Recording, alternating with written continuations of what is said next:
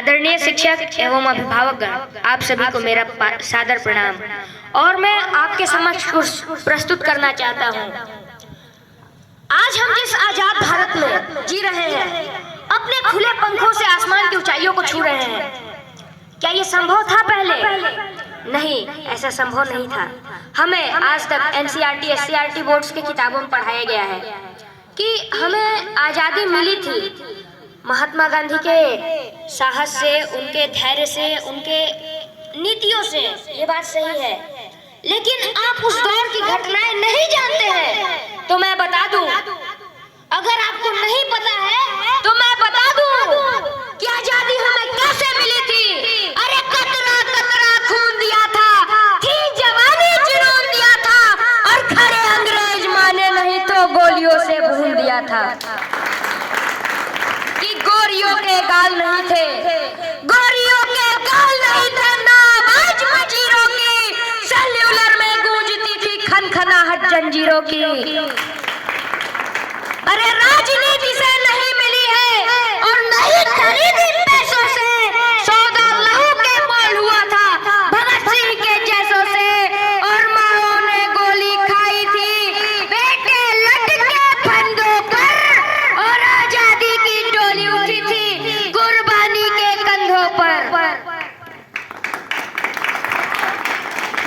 और आजादी की डोली में जो दुल्हन हमारे साथ आई थी, जिस दुल्हन को हमने आजादी की डोली में बिठा के अपने घर लाया था, जिसको रणभूमि से उठा के अपने घर तक लाया था, वो भी किसी की माँ होगी, किसी की बहन होगी, किसी की बेटी होगी।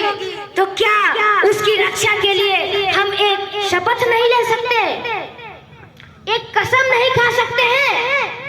तो आइए आज हम सब एक साथ कसम खाते हैं कि राम पलने देंगे साधुओं के वेश में, कि रावण नहीं हम पलने देंगे साधुओं के वेश में, चाहे वो आशाराम हो या राम रहीम।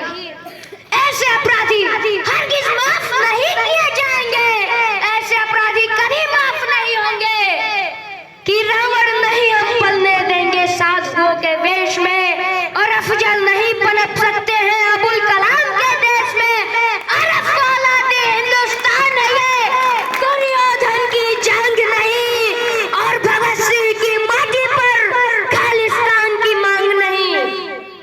और किस तिरंगे की अब तक कसमें खाई हमने, और किस तिरंगे की कसम खाई हमने।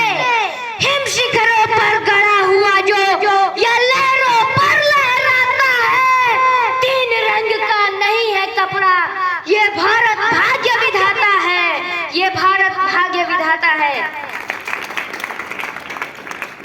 खैर छोड़िए, ये सब समय की पाबंदियां हैं, जो हुआ सो हुआ। लेकिन मैं आपको बता दूं, अगर आप इतिहास को सही तरीके से जानते नहीं है तो ध्यान दीजिए, वो दौर तो छोड़िए जिनकी पहचान भी नहीं थी, तब हमने चार वेदों की रचना कर दी, अरे ये तो छोड़िए, जब दुनिया को बोलना नहीं आता था, तब हमारे यहाँ का बच्चा रामायण गीता पुराण का पाठ पढ़ता था, और अपने घर में इन सभी नैतिकताओं को सुनाता था, बताता था।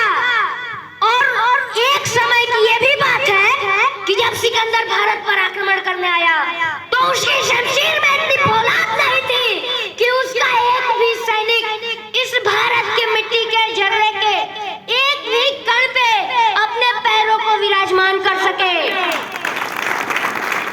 इसी बात पर लिखा गया है, यूनान मिस्र रोमान सब मिट गए जहां से, कुछ तो बात है कि हस्ती मिटनी नहीं हमारी, दुश्मन दौड़े जहां हमारा, सारे जहां से अच्छा हिंदुस्तान हमारा। जय हिंद, जय भारत। मैं इन्हीं शब्दों के साथ अपनी वाणी को विराम देता हूँ। धन्यवाद। और एक बात और, मैं चाहता हूँ कि आप सभी के अंदर भी